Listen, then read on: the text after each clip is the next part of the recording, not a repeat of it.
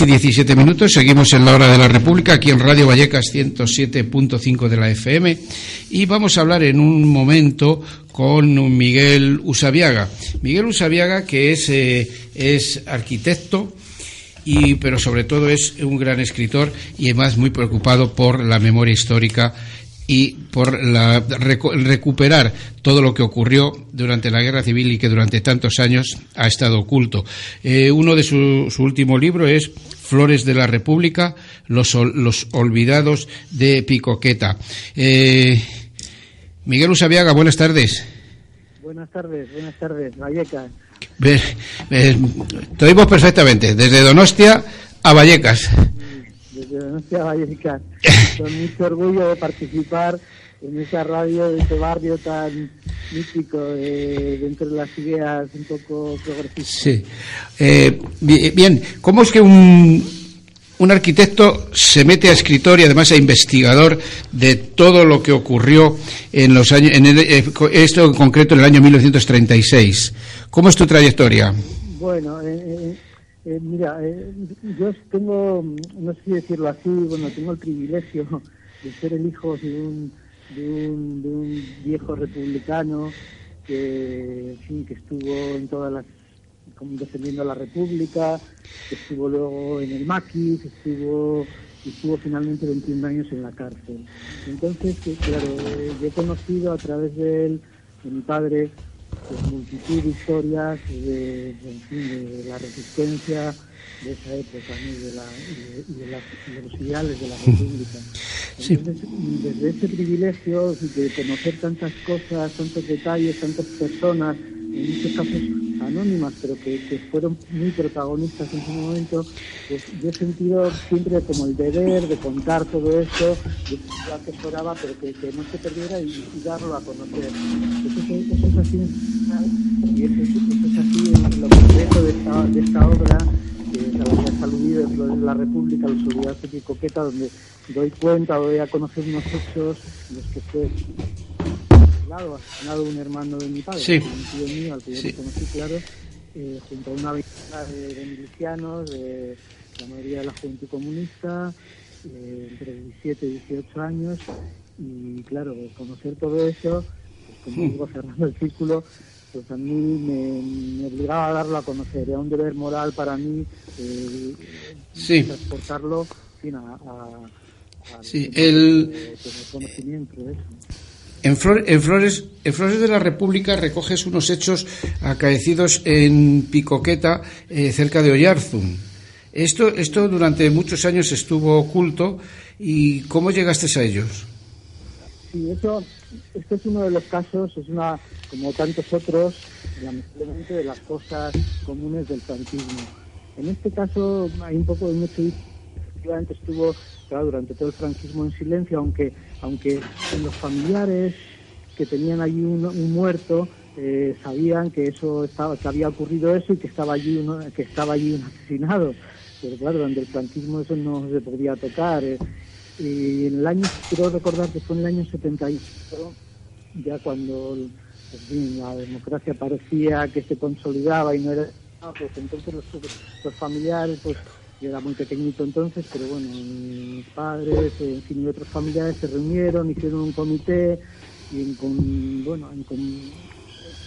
ayuntamientos de Irún, principalmente de Irún, pues movieron el tema, buscar la fosa, y efectivamente no fue del todo fácil, porque sabía lo que había ocurrido, pero no con precisión exactamente dónde.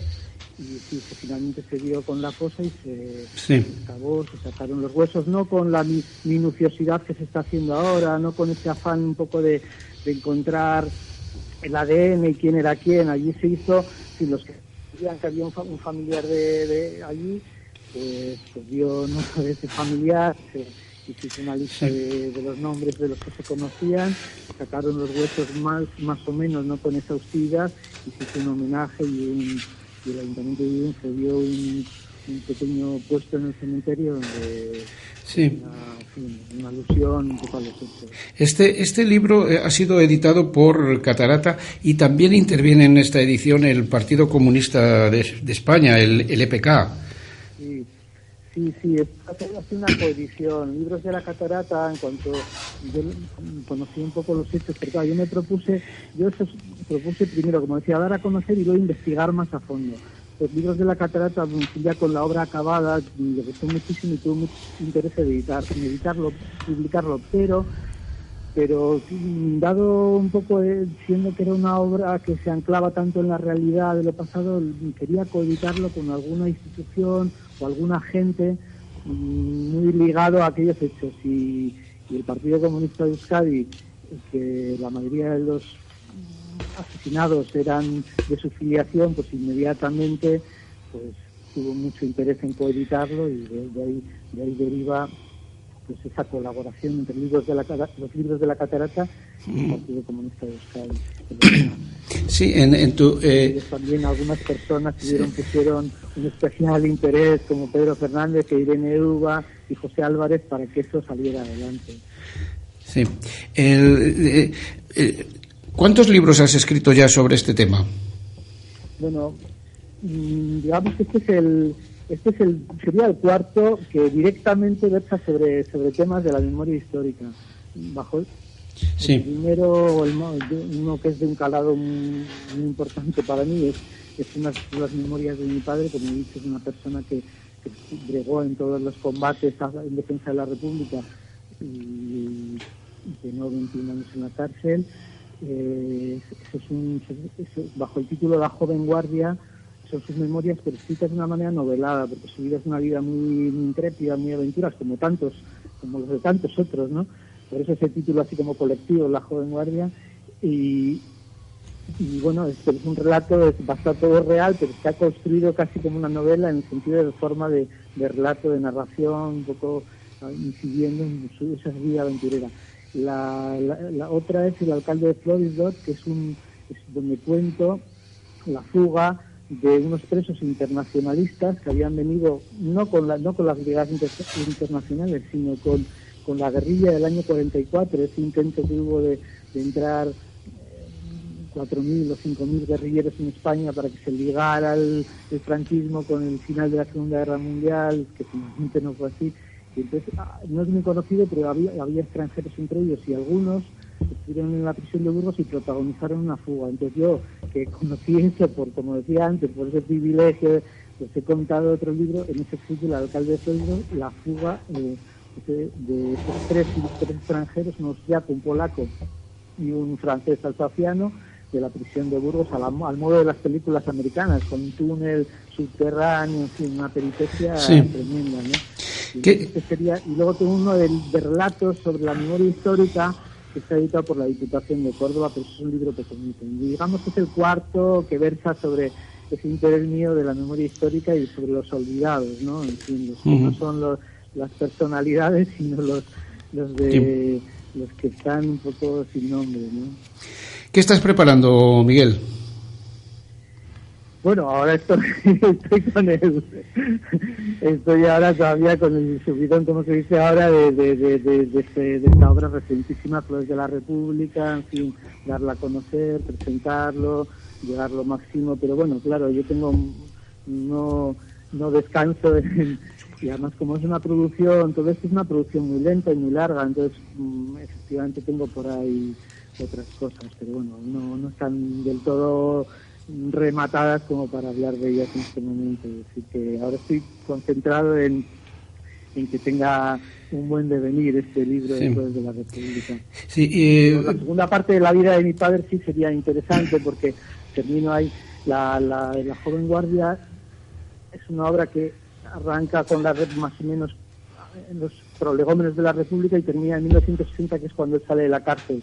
Pero claro, hay una segunda parte ya de su vida en la España ya gris del franquismo, en fin, con los ideales ya pues muy rotos, porque queda muy lejos la República, y eso sí tengo ganas de contarlo, ¿no? Porque también siempre bajo ese prisma de que es la vida de una persona, pero a través de la cual se pueden ver la vida de muchos, ¿no? De muchos luchadores que tuvieron vidas muy parecidas. Tienes una buena fuente de información en tu padre, que sabemos que tiene, y de sus compañeros también, que conocía mucho de esa esta vieja guardia, aunque el título de sus memorias sea La joven guardia, leyendo también a la canción, Sí. pero sí, claro, han pasado por casa tantos contando todas las peripecias de aquel tiempo que tenemos esta información. Sí.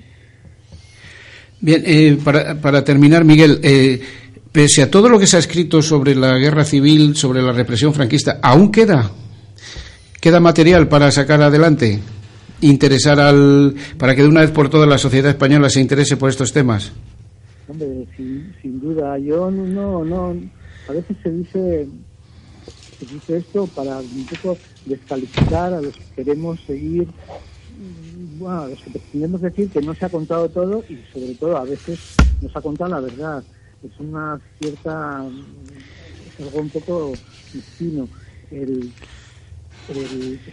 hecho es que yo no considero que haya tantos libros, ni como a veces se dice, otra película de la Guerra Civil Española, pero si en realidad no hay tantas. Es decir, otros pueblos que han tenido pues historias fuertes o de los momentos más intensos de su vida, pues de la resistencia francesa, pues, o de los partisanos italianos, pues fíjate si no hay cosas, ¿no? Y sin embargo aquí yo creo que a veces es una idea malintencionada, digamos, para condicionar una mala recepción del público, ¿no?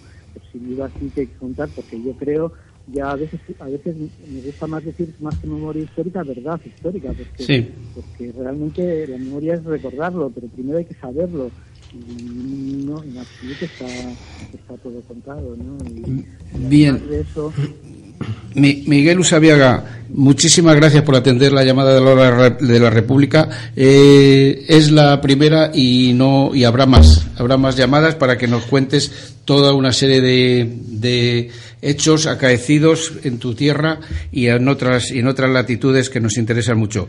Miguel, un abrazo. Un honor para mí, un abrazo. Saludos. Adiós. Salud y República. Salud y República. Hasta luego.